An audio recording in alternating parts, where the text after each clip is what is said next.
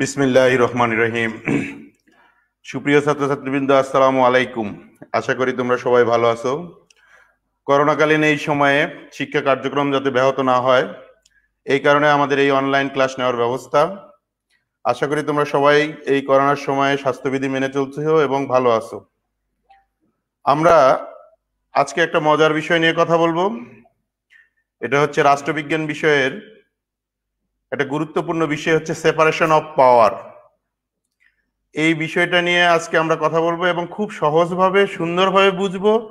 আজকে এমনভাবে এই বিষয়টা বুঝবো যাতে ভবিষ্যতে কোনোদিন এই বিষয়টা নিয়ে আর কোনো সমস্যা না হয়। কারণ যারা রাষ্ট্রবিজ্ঞানে অনার্স মাস্টার্স পড়ো তাদের জন্য এই প্রশ্নটা সারা জীবন কাজে লাগবে। যারা ইন্টারমিডিয়েটের পরিণতি পড়তেছে তাদের জন্যও খুব ইম্পর্টেন্ট। যারা কম্পিটিটিভ পরীক্ষা দিবা, ভবিষ্যতে বিসিএস পরীক্ষা দিবা, প্রাইমারি পরীক্ষা দিবা বা অন্যান্য কোনো যত নিয়োগ পরীক্ষা দিবা, সব জায়গায় এই বিষয়টা নিয়ে আসে। এজন্য আজকে তোমরা এমন ভাবে শিখবা ইনশাল্লাহ যেন বিষয়টা ভবিষ্যতে আর কোনোদিন তোমাদের কাছে কনফিউজিং মনে না হয়।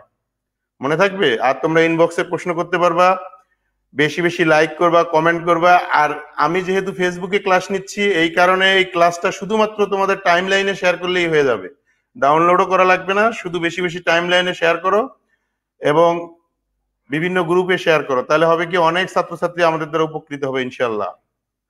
আমরা এর আগে গত ক্লাসে আমরা শিখছি যে সরকার কাকে বলে, একটু আলোচনা করে নেই, অনেকে আজকে নতুন। আমরা বলছি যে যিনি বা যাহারা রাষ্ট্র পরিচালনা করেন তাদেরকেই বলা হয় সরকার। অর্থাৎ রাষ্ট্র পরিচালনার ক্ষেত্রে যেসব ব্যক্তিবর্গ গুরুত্বপূর্ণ ভূমিকা পালন করে। রাষ্ট্র পরিচালনার ক্ষেত্রে দুইটা বিষয় দরকার, একটা হচ্ছে সিদ্ধান্ত গ্রহণ, আর একটা হচ্ছে সিদ্ধান্ত বাস্তবায়ন। এই সিদ্ধান্ত রাষ্ট্র গ্রহণের ক্ষেত্রে সিদ্ধান্ত গ্রহণ এবং সিদ্ধান্ত বাস্তবায়ন করে যে সমস্ত ব্যক্তি, তাদেরকেই বলা হয় সরকার। মনে থাকবে, খুব সোজা সোজা জিনিস। এর আগেও ক্লাসেও শিখিয়েছি, তার আগের ক্লাসেও শিখিয়েছি যে রাষ্ট্র পরিচালনার ক্ষেত্রে যিনি বা যারা গুরুত্বপূর্ণ সিদ্ধান্ত গ্রহণ করেন এবং এই সিদ্ধান্ত বাস্তবায়নে গুরুত্বপূর্ণ ভূমিকা রাখেন, তাকেই বলা হয় সরকার। এবার আসো, আমরা জানি সরকারের অঙ্গ হচ্ছে তিনটি। কি কি? একটা হচ্ছে আইন বিভাগ, একটা হচ্ছে শাসন বিভাগ, আর একটি হচ্ছে বিচার বিভাগ। ক্লাসে আমি মজা করে তোমাদেরকে পড়াতাম যে সরকারের যে বিভাগ স্যার আইন প্রণয়ন করে স্যার, তাকে আইন বিভাগ বলে স্যার। অর্থাৎ সরকারের যে বিভাগ আইন প্রণয়ন করে, পরিবর্তন করে, সংশোধন করে, পরিবর্ধন করে, তাকে বলা হয় আইন বিভাগ। এরপরে তোমাদেরকে শিখিয়েছিলাম যে সরকারের যে বিভাগ স্যার শাসন কার্য পরিচালনা করে স্যার, তাকে শাসন বিভাগ বলে স্যার। অর্থাৎ সরকারের আইন বিভাগ কর্তৃক প্রণীত আইন দ্বারা সরকারের যে সংস্থা শাসন কার্য পরিচালনা করে তাকে শাসন বিভাগ বলে। সোজা জিনিস ছিল। এরপরে তোমাদেরকে আমি শিখেছিলাম যে সরকারের আরেকটা বিভাগ আছে, সেটা হচ্ছে বিচার বিভাগ। অর্থাৎ আইন বিভাগ কর্তৃক প্রণীত আইন দ্বারা শাসন কার্য পরিচালনা করে শাসন বিভাগ। এই ক্ষেত্রে যদি কোনো আইনের ব্যত্যয় ঘটে সেটা বিচার করে দেখে বিচার বিভাগ। অর্থাৎ সরকারের যে বিভাগ বিচার কার্য পরিচালনা করে, সেটা হতে পারে রাষ্ট্রের সাথে জনগণের অথবা জনগণের সাথে জনগণের, এই বিভাগকে বলা হয় বিচার বিভাগ। এই আমরা এর আগের ক্লাসেও শিখছি। আরেকটা বিষয় শিখছি বিচার বিভাগের স্বাধীনতা। আর আজকে আমরা যে বিষয়টা শিখবো, আজকের বিষয়টা খুব মনোযোগ দিয়ে শোনো। এই যে বললাম গল্পে গল্পে আমরা আনন্দ করে শিখবো বিষয়টা, রিডিং ফর প্লেজার। তোমরা খুব সহজভাবে শিখবা, কোনো লেখার দরকার নেই, কোনো লিখবা না, কোনো বই পড়বে না, শুধু আমার কথাটা মনোযোগ দিয়ে শোনো আর আমার এই ক্লাসটার ভিডিওটা রেখে দিবা, আজীবন কাজে লাগবে। প্রথমে আসি, ক্ষমতা স্বতন্ত্রীকরণ নীতির পাইওনিয়ার কে, প্রবর্তক কে? এটা সব জায়গায় প্রশ্ন আসে। ইন্টারমিডিয়েটের পরিণতিতে আসে, অনার্স রাষ্ট্রবিজ্ঞানে আসে, ফার্স্ট ইয়ারের মেয়েদের আসে, আবার সেকেন্ড ইয়ারের মেয়েদের নন মেজর কোর্সে ওই প্রশ্ন আসে, সাধারণ জ্ঞানের পরীক্ষা আসে। যে ক্ষমতা স্বতন্ত্রীকরণ নীতির প্রবক্তা কে? আমরা জানি নিশ্চয়ই, মন্টেস্কু। এটা আজকে ভালো করে শুনবা যে ক্ষমতা স্বতন্ত্রীকরণ নীতি বা সেপারেশন অফ পাওয়ার, এই থিওরির প্রবক্তা বা পাইওনিয়ার হচ্ছে মন্টেস্কু। তার বিখ্যাত বইটার নাম নিশ্চয়ই তোমরা জানো, the spirit of laws. The spirit of laws. তিনি তার এই বইতে ক্ষমতা স্বতন্ত্রীকরণ নীতির বিষয়টা তুলে ধরেন। মনে থাকবে?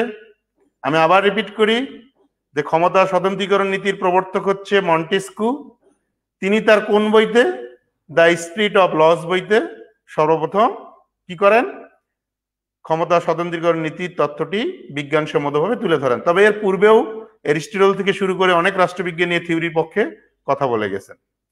এবার আসো আমরা সহজ ভাষায় ক্ষমতা স্বতন্ত্রীকরণ নীতি বলতে আমরা কি বুঝি, বিষয়টা কি সেটা আগে জানি।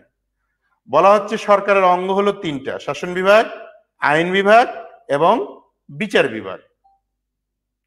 মন্টেস্কু বলতেছেন যে শাসন বিভাগ তার শাসন কার্য পরিচালনা করবে, বিচার বিভাগ তার বিচার কার্য পরিচালনা করবে, আইন বিভাগ তার আইন তৈরি করবে, কেউ কারো উপরে হস্তক্ষেপ করবে না। অর্থাৎ কোন বিভাগ কোন বিভাগের উপরে হস্তক্ষেপ করবে না, সব বিভাগ তার নিজ নিজ দায়িত্ব পালন করবে, এক বিভাগ অন্য বিভাগের উপরে হস্তক্ষেপ করবে না। এটাকেই বলা হয় ক্ষমতা স্বতন্ত্রীকরণ নীতি। স্বতন্ত্র মানে হচ্ছে পৃথক, একটা বিভাগ আর একটা বিভাগ থেকে পৃথক থাকবে। আমরা গ্রামে বলি পৃথক হয়ে যাওয়া, ভাই বোন অনেক সময় বিয়ে শাদী হয়ে গেলে পৃথক হয়ে যায়। পৃথক আরো সহজ ভাষায় বললে আলাদা হয়ে যাওয়া, যে সরকারের তিনটা বিভাগ, আইন বিভাগ আলাদা, শাসন বিভাগ আলাদা, বিচার বিভাগ আলাদা, কেউ কারো উপরে অন্যায়ভাবে বা যে কোনো ভাবে হোক হস্তক্ষেপ করতে পারবে না। এই হস্তক্ষেপ করতে না পারাটাই হচ্ছে ক্ষমতা স্বতন্ত্রীকরণ নীতি। তাহলে ক্ষমতা স্বতন্ত্রীকরণ নীতি কি? সরকারের তিনটি বিভাগ, আইন বিভাগ, শাসন বিভাগ, বিচার বিভাগ, তারা নিজ নিজ দায়িত্ব পালন করবে, কেউ কারো উপরে হস্তক্ষেপ করবে না। ঠিক আছে? অর্থাৎ আমি আমার দায়িত্ব পালন করব, তুমি তোমার দায়িত্ব পালন করবে, সে তার দায়িত্ব পালন করবে, কেউ কারোর উপর দায়িত্ব হস্তক্ষেপ করবে না। এবার আসো আমি তোমাদেরকে একটা উদাহরণ দেই। ধরো আমরা একটা পিকনিকে যাচ্ছি, কক্সবাজার যাবো ইনশাল্লাহ। গতবার আমরা কক্সবাজার কুয়াকাটা সাজেক গেছিলাম। পিকনিকে যাওয়ার ক্ষেত্রে আমি আমার কোনো ছাত্র বা ছাত্রী একটা নির্দিষ্ট দায়িত্ব দিলাম যে তুমি, তোমার দায়িত্ব হচ্ছে এই যে ডেকোরেটরের কাজ করা, তোমার দায়িত্ব হচ্ছে বাস ঠিক করা, পরিবহনের দায়িত্ব, আর তোমার দায়িত্ব হচ্ছে হোস্টেলের দায়িত্ব, আবাসন সুবিধাটা তুমি দেখবা। তার মানে দায়িত্ব ভাগ করে দেওয়া হলো। এখন এই তিনজন যে দায়িত্ব পালন করবে, যার যার দায়িত্ব সে সে পালন করবে। এখন অন্য যাকে দায়িত্ব দিয়ে সে এর উপরে হস্তক্ষেপ করবে না। এটাই হচ্ছে ক্ষমতা স্বতন্ত্রীকরণ নীতি।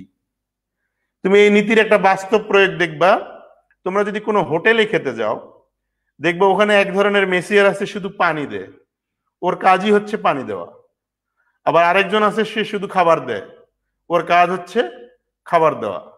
আর আরেকজন ম্যানেজারের চেয়ারে বসে থাকে, ওর কাজ হচ্ছে টাকা নেওয়া। তার মানে কি, স্পষ্টভাবে এখানে ক্ষমতা স্বতন্ত্রীকরণ করা আছে। যে পানি দেয় সে শুধু পানিই দিবে, যে খাবার দেয় সে শুধু খাবারই দিবে, যে ম্যানেজারের দায়িত্বে বসে টাকা নিচ্ছে সে শুধু টাকাই নিবে।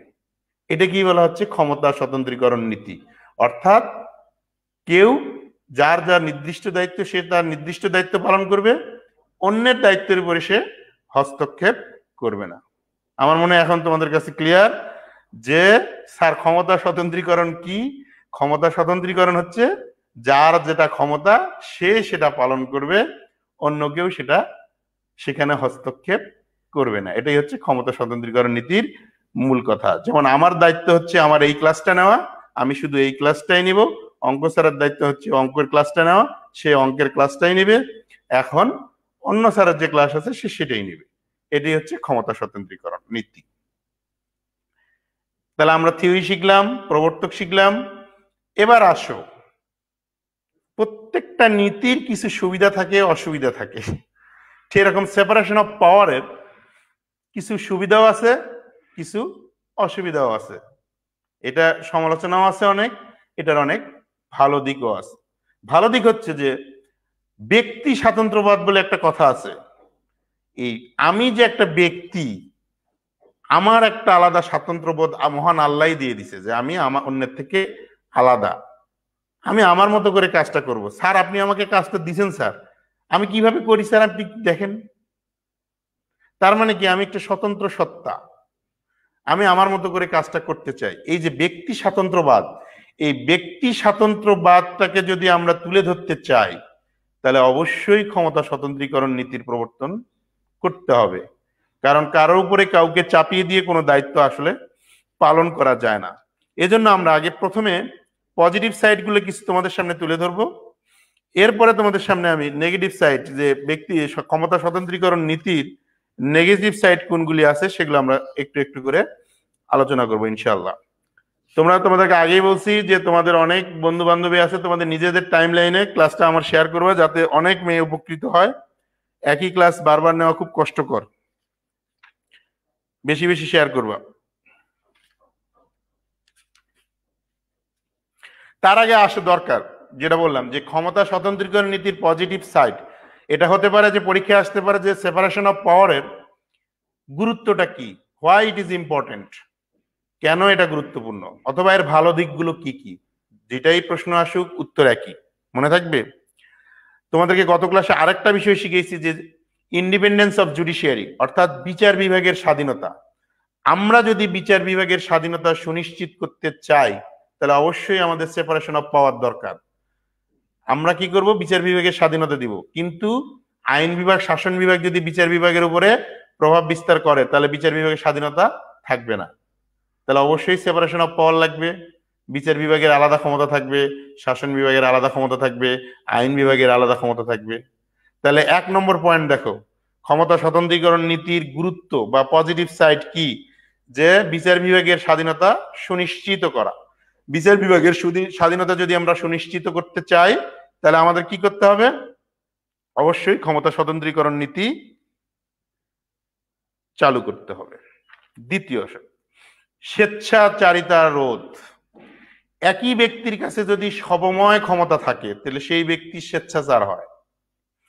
আইন বিভাগের ক্ষমতা, শাসন বিভাগের ক্ষমতা, বিচার বিভাগের ক্ষমতা, সমুদয় ক্ষমতা যদি একটা বিভাগের হাতে থাকে বা একটা ব্যক্তির কাছে থাকে তাহলে সেই ব্যক্তি স্বৈরাচারী হতে বাধ্য।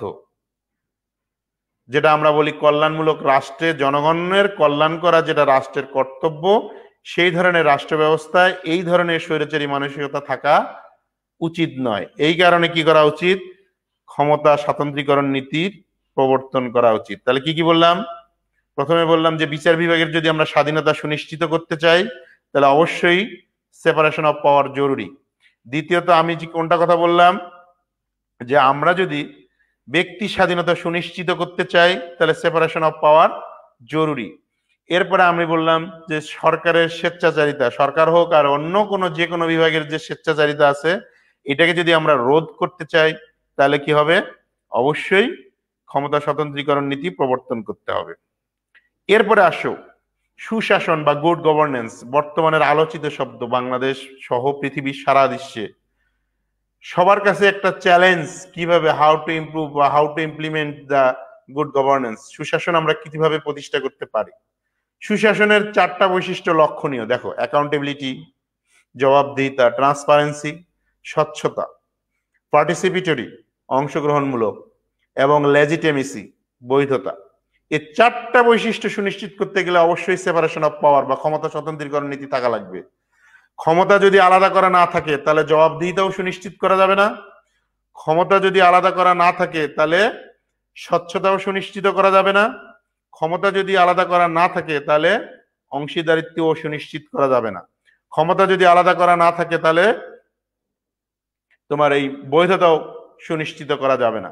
তাহলে সেপারেশন অফ পাওয়ার আধুনিক জনকল্যাণমূলক রাষ্ট্রে গুরুত্বপূর্ণ ভূমিকা পালন করে। আমরা বলি কল্যাণমূলক রাষ্ট্র করব, কল্যাণমূলক রাষ্ট্র করব, কল্যাণমূলক রাষ্ট্র করতে গেলে সেপারেশন অফ পাওয়ার বা ক্ষমতা স্বতন্ত্রীকরণ নীতি খুব জরুরি।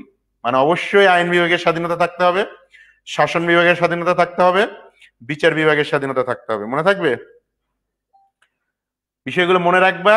বললাম তো কোনো পড়ালেখা করা লাগবে না, কোনো নোট করা লাগবে না। রাষ্ট্রবিজ্ঞান খুব মজার জিনিস, পৌরনীতি খুব সুন্দর জিনিস, এগুলো সব বাস্তবতার প্রেক্ষাপটে, শুধু মনোযোগ দিয়ে একটু শোনো, কোনো কঠিন না। যদি কোনো বিষয় কঠিন মনে হয় তাহলে মেসেজ করবে আমাকে, ওই যে উপরে তোমরা লাইভে প্রশ্ন করবে, আমি জবাব দিব ইনশাল্লাহ ক্লাস শেষে। এবার আসো, তাহলে এখন এতক্ষণ আমি বললাম যে কোন রাষ্ট্রে যদি আমরা সুশাসন সুনিশ্চিত করতে চাই তাহলে অবশ্যই সেপারেশন অফ পাওয়ার দরকার আছে।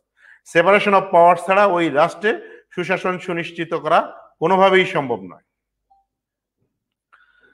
সরকারের দক্ষতা বৃদ্ধি, একই লোক একই কাজ যদি অনেক দিন ধরে করে তাহলে অবশ্যই তার দক্ষতা বা সেইখানে তার দক্ষতা বৃদ্ধি পাবে। যে লোকগুলো আইন বিভাগে কাজ করতেছে, অর্থাৎ আইন তৈরি করতেছে, আইন পরিবর্তন করে, আইনকে যুগোপযোগী করে, আইন বাতিল করে, এরা আইন সম্বন্ধে একটা ধারণা তাদের ভিতরতে বা তাদের একটা বিশেষজ্ঞতা বা বিশেষজ্ঞ জ্ঞান তাদের মধ্যে চলে আসে। আবার যারা বিচার বিভাগে কাজ করতেছে অনেকদিন ধরে বিচার কার্য করতে করতে তাদের ভিতরে একটা এক্সপার্টিসনেস চলে আসে।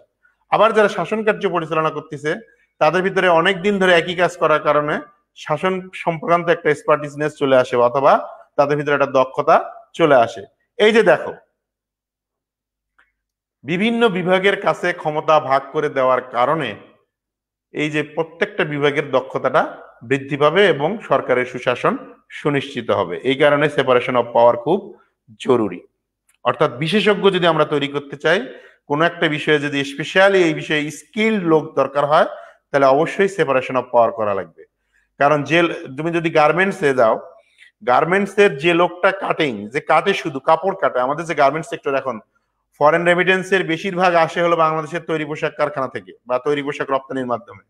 এখানে দেখবা সেপারেশন অফ পাওয়ার বা ডিভিশন অফ লেবার এমন ভাবে করা আছে যে যে কাজে এক্সপার্ট, যিনি কাটিং করতেছেন তিনি নিমিষেই অনেকগুলো কাপড় কেটে ফেলতেছেন চোখের পলকে। যিনি সেলাই করতেছেন তিনি দ্রুত সেলাই করে ফেলতেছেন।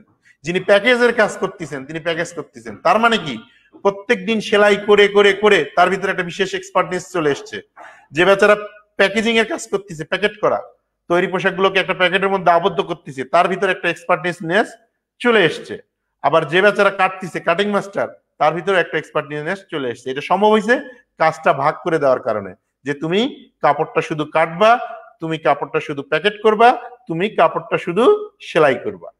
তার মানে কি, আমরা যদি সেপারেশন অফ পাওয়ার বা এই যে ডিভিশন অফ লেবার বা যেভাবেই বলো কাজটাকে যদি আমরা ভাগ করে দেই, তাহলে সেই ক্ষেত্রে আমরা এক্সপার্টিস লোক পাবো এবং দেশের শাসন ব্যবস্থা ভালো হবে, সেই কারখানা সুন্দর হবে। জবাবদিহিতা সুনিশ্চিত করা যায়। একটু আগেই বললাম যে সুশাসনের চারটা বৈশিষ্ট্যই যদি আমি তোমাকে কাজ দেই তাহলে তোমার কাছ থেকে আমি কাজ আদায় করে নিতে পারবো। আমি বললাম যে সুপিয়া তুমি এই কাজটা করো, যে স্যার কি কাজ, যে তুমি এটা সেলাই করে নিয়ে আসো, তাহলে তোমার কাজটা সুনিশ্চিত করা আছে, তুমি সেলাই করে নিয়ে এসে দিয়ে দিলা। আমি বললাম শেফালি তুমি এইটা কেটে নিয়ে আসো, তাহলে তুমি তোমার কাজটা ঠিক মতো করে এনে আমাকে দিলা।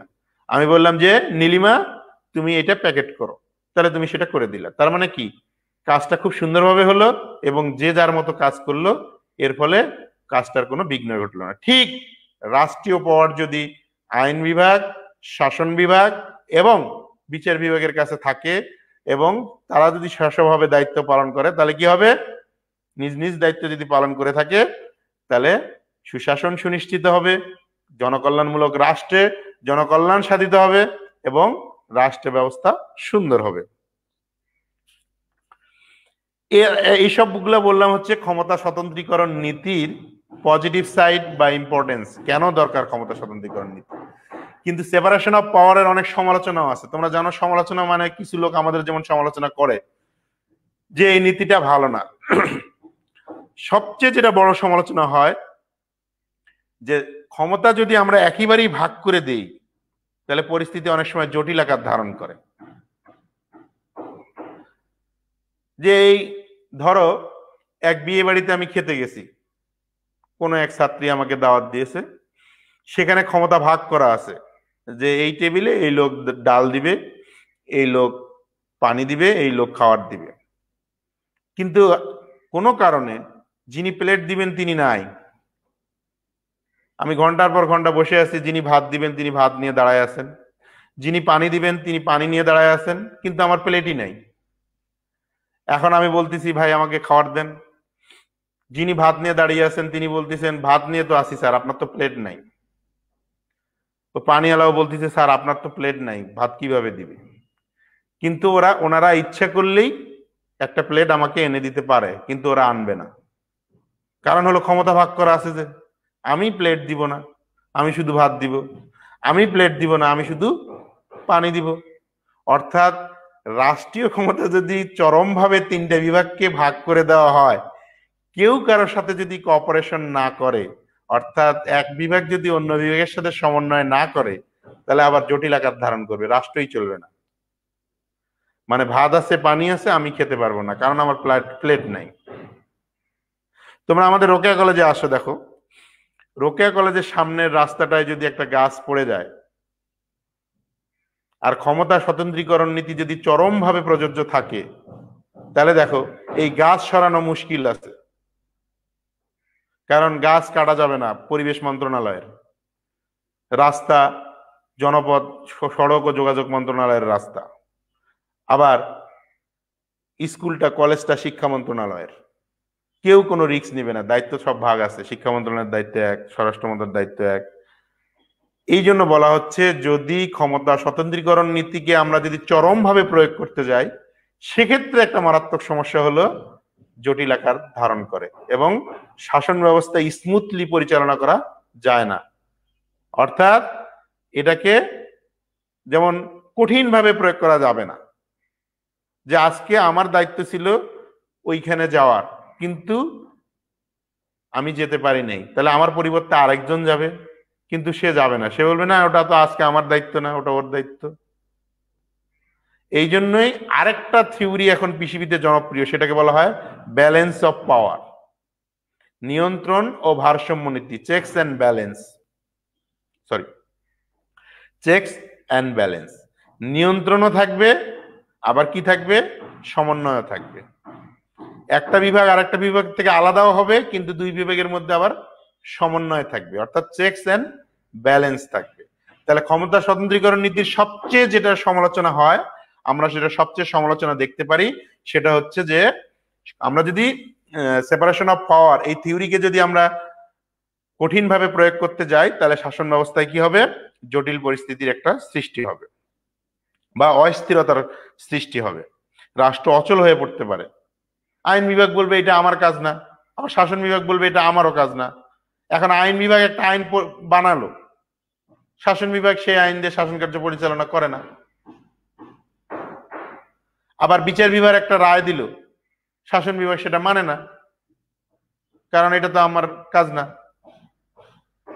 এই যে একটা অচল অবস্থার সৃষ্টি হবে, এই অচল অবস্থার কারণে ক্ষমতা স্বতন্ত্রীকরণ নীতি একটা গুরুত্বপূর্ণ প্রশ্ন প্রায় তোমাদের পরীক্ষা আসে, যে ক্ষমতা স্বতন্ত্রীকরণ নীতি সম্পূর্ণভাবে প্রবর্তন করা সম্ভব নয়, কাম্যও নয়। অর্থাৎ এটাকে 100% আমরা ইউজ করব, এটা সম্ভবও নয়, আবার এটা কল্পনা করাও সম্ভব না। বাপের 3 ছেলেকে আমরা পৃথক করে দিব, ঠিক আছে, কিন্তু এরকম না যে আমার ছেলে আরেক ভাইয়ের বাড়িতে যাবেই না, আবার ওর ছেলে আমার বাড়িতে আসবেই না, এরকম না। ভাই 3 জন আলাদা হবে, ঠিক আছে, কিন্তু তাদের ভিতরে সুসম্পর্ক থাকবে, মনে থাকবে। কারণ জনকল্যাণমূলক রাষ্ট্রের প্রধান দায়িত্বই হচ্ছে জনকল্যাণ নিশ্চিত করা। এখন জনকল্যাণ নিশ্চিত করতে গেলে যেখানে শাসন বিভাগের আইন বিভাগের দরকার আছে, সেখানে দুই বিভাগ একসাথে কাজ করবে। যেখানে বিচার বিভাগের দরকার আছে, সেখানে আইন বিভাগ, শাসন বিভাগ, বিচার বিভাগ সব বিভাগ মিলে কাজ করবে। সমস্যা তো নাই? সমস্যা আছে? তাহলে আমাদেরকে কি করা লাগবে, যেটা এই যে আমরা যেটা বলতেছি যে ক্ষমতা স্বতন্ত্রীকরণ নীতির একটা গুরুত্বপূর্ণ সমালোচনা হচ্ছে যে কেউ কারো প্রতি কোঅপারেশন করবে না, তাহলে কিন্তু এটা কাজ করবে না। তার মানে ক্ষমতা স্বতন্ত্রীকরণ নীতি থাকবে এবং সাথে সাথে আরেক বিভাগের সাথে হেল্পও করবে, তাহলে রাষ্ট্র ভালোভাবে চলবে। এরপরে আসো, ওই যে বললাম যদি কঠিন ভাবে আমরা যদি ক্ষমতা স্বতন্ত্রীকরণ নীতি প্রবর্তন করি, তাহলে রাজনৈতিক অস্থিতিশীলতা সৃষ্টি হবে। রাজনীতির যে অস্থিতিশীলতা, তোমরা একটা শব্দ জানো, পলিটিক্যাল ইনস্টেবিলিটি। ওই যে একটু আগে বললাম যে কলেজের সামনের যে গাছ রাস্তায় পড়ে গেছে, এই গাছ কাটা নিয়ে যেমন একটা অস্থিরতার সৃষ্টি হবে, এরকম পুরা দেশে যদি আমরা ক্ষমতাটাকে মাত্র 3টা বিভাগের ভিতরে ভাগ করে দেই এবং এটাকে চরমভাবে প্রতিপালন করি, যে এটা শুধুমাত্রই আইন বিভাগের কাজ, এটা শুধুমাত্রই শাসন বিভাগের কাজ, এটা শুধুমাত্র বিচার বিভাগের কাজ, তাহলে কি হবে, রাষ্ট্রে স্মুথলি চলার পরিবর্তে সেখানে অস্থিরতার সৃষ্টি হবে, অচলাবস্থার সৃষ্টি হবে এবং জনকল্যাণ সুনিশ্চিত করা যাবে না, সুশাসন নিশ্চিত করা যাবে না, সংবাদপত্রের স্বাধীনতা নিশ্চিত করা যাবে না, বিচার বিভাগের স্বাধীনতা নিশ্চিত করা যাবে না, সবকিছুই নষ্ট হয়ে যাবে। মনে থাকবে? এবার আসো আমরা আবার শুরু থেকে বিষয়টা একটু মাথায় নেই। তোমরা আবার বলছি, তোমরা আমার এই ক্লাসটাকে আমাদের যে কলেজ গ্রুপ আছে, যত গ্রুপ আছে সব জায়গায় শেয়ার করো, যাতে আমার সব শ্রেণীর ছাত্রছাত্রী উপকৃত হয়। তোমাদের নিজেদের টাইম লাইনে শেয়ার করবা, সব জায়গায় শেয়ার করবা। কারণ হচ্ছে একটা ক্লাস অনেক কষ্ট করে নেই, যাতে অনেক সংখ্যক ছাত্রছাত্রী এর দ্বারা উপকৃত হয়। মনে থাকবে? আর তুমি যদি আরেকজনের উপকার করো, আল্লাহ তোমার উপকার করবে। সবাইকে হেল্প করবা, যারা জয়েন করতে পারতেছে না তাদেরকেও হেল্প করবা, মনে থাকে যেন। এইসব ব্যাপারে কখনো হিংসা করা যায় না। আমরা শুরুতে সরকারের যে সংজ্ঞাটা দিছি, আমার মনে হয় আর বলার দরকার নাই। সরকারের সংজ্ঞাতে আমরা বলছি যে রাষ্ট্র পরিচালনার ক্ষেত্রে দুইটা বিষয় মাথায় আসে। কয়টা? তোমার পরিবার পরিচালনার ক্ষেত্রেও দুইটা বিষয় মাথায় আসে। এক, সিদ্ধান্ত গ্রহণ। দুই, সিদ্ধান্ত বাস্তবায়ন। সিদ্ধান্ত গ্রহণ কোনটা? যে আজকে আমি ফয়সাল স্যারের ক্লাস করব, এটাকে হলো সিদ্ধান্ত গ্রহণ। ফয়সাল স্যারের ক্লাস করতেছি, এটা হলো সিদ্ধান্ত বাস্তবায়ন। রাষ্ট্র কিভাবে পরিচালিত হবে এই ক্ষেত্রে সিদ্ধান্ত যিনি গ্রহণ করেন এবং সিদ্ধান্ত যিনি বাস্তবায়ন করেন তাকেই সরকার বলে। সোজা জিনিস। আরো সহজ করে বললে, স্যার, যে ব্যক্তি বা যারা রাষ্ট্র পরিচালনা করে স্যার, তাদেরকে সরকার বলে স্যার। ওকে, সরকারের সংজ্ঞা শেষ। এবার আসে সরকারের অঙ্গ, হাত পা। আমার যেমন হাত পা আছে, সরকার অঙ্গ মানে যার মাধ্যমে সরকার কাজ করে। সরকার তো আর নিজে নিজে কাজ করতে পারে না, যার মাধ্যমে কাজ করে তাকে অঙ্গ বলে, অর্গানস বলে, organs of government. there are three organs of government, that is কি কি? Legislature, executive and judiciary. আইন বিভাগ, শাসন বিভাগ এবং বিচার বিভাগ। মনে থাকবে? আচ্ছা, এই তিন বিভাগ যখন তাদের নিজ নিজ কার্য পালন করবে এবং কেউ কারো উপরে কোনো হস্তক্ষেপ করবে না। খোঁজা জিনিস, সরকারের তিনটা বিভাগ তাদের নির্দিষ্ট দায়িত্ব পালন করবে এবং কেউ কারো উপরে কোনো হস্তক্ষেপ করবে না। আমি আইন বানাচ্ছি, বিচার বিভাগ এখানে কোনো প্রভাব বিস্তার করতে পারবে না। আমি রাষ্ট্র চালাচ্ছি, সেখানে বিচার বিভাগ কোনো প্রশ্ন তুলতে পারবে না। আবার আমি বিচার কার্য পরিচালনা করতেছি, সেখানে কেউ প্রশ্ন তুলতে পারবে না। এটাকেই বলা হয় ক্ষমতা স্বতন্ত্রীকরণ নীতি। অর্থাৎ সরকারের তিনটা বিভাগ তাদের নিজ নিজ দায়িত্ব ঠিকভাবে পরিচালনা করবে, কেউ কারো উপরে কোনো হস্তক্ষেপ করবে না, কেউ কারো কি বলে আমাদের গ্রামে বলে যে কেউ কারো উপরে বাগড়া দিবে না, মাতবরি করবে না, সেটাকেই বলা হয় ক্ষমতা স্বতন্ত্রীকরণ নীতি। তাহলে একটা প্রশ্ন মাথায় এসেই যায়, তাহলে এই যে ক্ষমতাটা ভাগ করে দেওয়া থাকবে, এটা কিসের মাধ্যমে স্যার ভাগ করে দেওয়া থাকবে? স্যার, তোমরা নিশ্চিত জানো যে কনস্টিটিউশন হচ্ছে অভিভাবক। সংবিধানেই নির্দিষ্ট করা থাকবে যে সরকারের কোন বিভাগ কোন কাজ করবে। এটাও আমি সংজ্ঞাতে সুন্দর করে বলে দিছি, ক্লাসেও পড়াইছি, মেলা দিন, অনেক দিন ক্লাসে শিখাইছি যে সরকারের যে বিভাগ স্যার আইন কার্য পরিচালনা করে স্যার, তাকে শাসন বিভাগ বলে স্যার। অর্থাৎ দেশ শাসন করে, সেটাকে বলা হয় শাসন বিভাগ। সরকারের যে বিভাগ আইন বানায়, পরিবর্তন করে, আমাদের দেশের এমপিগণ, মাননীয় এমপিরা জাতীয় সংসদে আইন পরিবর্তন করেন, প্রণয়ন করেন, সংশোধন করেন, ইনারা হচ্ছেন আইন বিভাগ। মাননীয় মন্ত্রী, প্রধানমন্ত্রী থেকে শুরু করে মাননীয় মন্ত্রী যারা আছেন, তারা সবাই হচ্ছে শাসন বিভাগের সদস্য। আর জেলা জজ কোর্ট থেকে শুরু করে সুপ্রিম কোর্ট পর্যন্ত যারা বিচার বিভাগে কর্মরত আছেন, তাদের সবাই হচ্ছে বিচার বিভাগ। এই সরকারের তিনটা বিভাগ সবাই স্বাধীনভাবে কাজ করবে, কেউ কারো উপরে হস্তক্ষেপ করবে না। এটাকেই বলা হচ্ছে ক্ষমতা স্বতন্ত্রীকরণ নীতি। আমরা আগেই বলছি ক্ষমতা স্বতন্ত্রীকরণ নীতির প্রবক্তা হচ্ছে কে? মন্টেস্কু। এতবার পরীক্ষায় আসছে, তারপরেও ছাত্রছাত্রী পারে না, আমার খুব কষ্ট লাগে। পরীক্ষায় এই প্রশ্ন এতবার আসছে যে ক্ষমতা স্বতন্ত্রীকরণ নীতি বা সেপারেশন অফ পাওয়ারের প্রবর্তক কে? মন্টেস্কু। এটা অনেকবার পরীক্ষায় আসছে। তোমরা আজকে আমি আরো সুন্দর করে বলে দিলাম, তার বইয়ের নাম কি? The spirit of laws. মনে থাকে যেন। এরপরে আমরা কথা বললাম যে ক্ষমতা স্বতন্ত্রীকরণ নীতি কি জন্য দরকার। সেখানে বললাম যে একটি দেশের সুশাসন নিশ্চিত করার জন্য, সে দেশের বিচার বিভাগের স্বাধীনতা নিশ্চিত করার জন্য, তারপরে বললাম ব্যক্তি স্বাধীনতা নিশ্চিত করার জন্য, এরপরে বললাম জনকল্যাণ সুনিশ্চিত করার জন্য, দেশটাকে সুন্দরভাবে পরিচালনা করার জন্য, এবং এক বিভাগ যাতে আরেক বিভাগের উপরে অবৈধভাবে ক্ষমতা প্রয়োগ করতে না পারে, এই বিষয়গুলো সুনিশ্চিত করার জন্যই সেপারেশন অফ পাওয়ার বা ক্ষমতা স্বতন্ত্রীকরণ নীতি প্রয়োজন। ক্ষমতা স্বতন্ত্রীকরণ নীতি ছাড়া এই বিষয়গুলো সুনিশ্চিত করা যাবে না, মনে থাকবে। সবশেষে যে বিষয়টা নিয়ে আমরা কথা বললাম যে সেপারেশন অফ পাওয়ার বা ক্ষমতা স্বতন্ত্রীকরণ নীতি কিছু সমালোচনা আছে বা এটারও কিছু সীমাবদ্ধতা বা লিমিটেশন আছে। যে আমরা যদি চরমভাবে ক্ষমতা স্বতন্ত্রীকরণ নীতি প্রবর্তন করতে যাই, যেটা এটা আমার ক্ষমতা আমি পালন করব, ওটা ওর ক্ষমতা ওইটা ও পালন করবে, এটা এর ক্ষমতা এটা এ পালন করবে, তাহলে রাষ্ট্র চলবে না। কেন চলবে না? কারণ জনকল্যাণ তো আর শুধু একটা বিভাগের কাছে না, জনকল্যাণ জড়িত থাকে 3টা বিভাগের মধ্যেই। তাহলে কি করা লাগবে? 3 বিভাগের মধ্যে সমন্বয় থাকা লাগবে।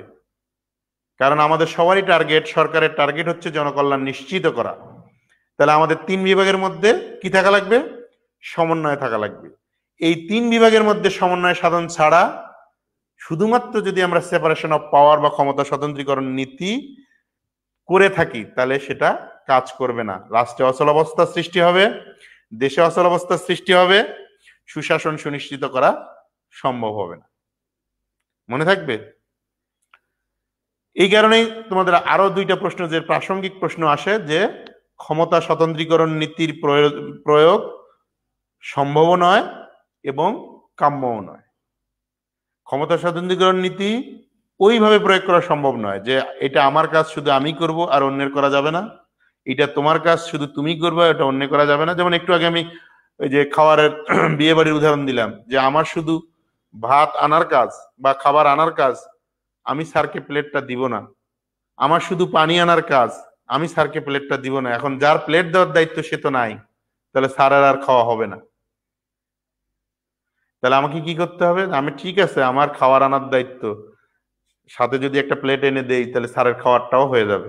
অর্থাৎ সমন্বয় থাকা লাগবে, সহযোগিতা থাকা লাগবে, কোঅপারেশন থাকা লাগবে, তাহলেই সেপারেশন অফ পাওয়ার কাজ করবে।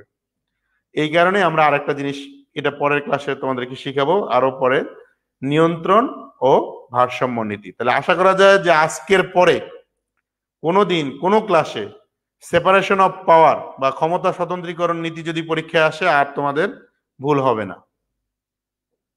আর আজকের ক্লাস কেমন হলো তোমরা জানাবা। তোমাদের কোনো প্রশ্ন থাকলে এখন করতে পারো ইনবক্সে, আমি দেখতে পাচ্ছি। তোমাদের যদি কোনো প্রশ্ন থাকে যে স্যার এই বিষয়টা নিয়ে আরেকটু কথা বলেন, তোমরা প্রশ্ন করতে পারো। এই বিষয়টা আমি আগেই বলছি, ইন্টারমিডিয়েটের 7ম অধ্যায়, পৌরনীতির 7ম অধ্যায় আছে, অনার্স ফার্স্ট ইয়ারে আছে, অনার্স সেকেন্ড ইয়ারে আছে, অনার্স থার্ড ইয়ারে, ফোর্থ ইয়ারে মাস্টার্স, ইভেন যারা সেকেন্ড ইয়ার নন মেজর পড়ো পলিটিক্যাল সায়েন্স, তাদের জন্য ইম্পর্টেন্ট। আর সর্বোপরি যারা চাকরির জন্য চেষ্টা করবে, বিসিএস পরীক্ষার জন্য, তাদের জন্য খুবই ইম্পর্টেন্ট। তোমরা এখন আজকে বাসায় যে সুন্দর করে এটার উপরে লেখাপড়া করবা, যে ক্ষমতা স্বতন্ত্রীকরণ নীতি কি, এর সুবিধাগুলো কি কি, এর অসুবিধাগুলো কি কি, কেন একটা দেশে ক্ষমতা স্বতন্ত্রীকরণ নীতি প্রয়োজন হয়। তোমাদের আল্লাহ তোমাদের সবাইকে সুস্থ রাখুন। তোমরা খুব সাবধানে থাকবে। এখন শীতকাল, আমরা যারা উত্তর অঞ্চলে থাকি, নর্থ বেঙ্গলে থাকি, শীতের কারণে করোনার প্রভাব বেড়ে যেতে পারে বলে আশঙ্কা করা হচ্ছে যে এই শীতে করোনা বেড়ে যাবে। তোমরা খুব সাবধানে থাকবা, সোশ্যাল ডিস্টেন্স মেনটেন করবা, সামাজিক দূরত্ব অবশ্যই মেনটেন করবা, মাস্ক পরিধান করবা, এবং নিজে ভালো থাকবা, আরেকজনকে ভালো রাখবা। নিজে সচেতন হবা, আরেকজনকে সচেতন করবা। সচেতনতাই আমাদেরকে বাঁচাতে পারে। ভালো থাকবা, সবার উপকার করবা। সবাই ভালো থাকো ইনশাল্লাহ। আলহামদুলিল্লাহ, পরবর্তীতে আবার দেখা হবে। আসসালামু আলাইকুম।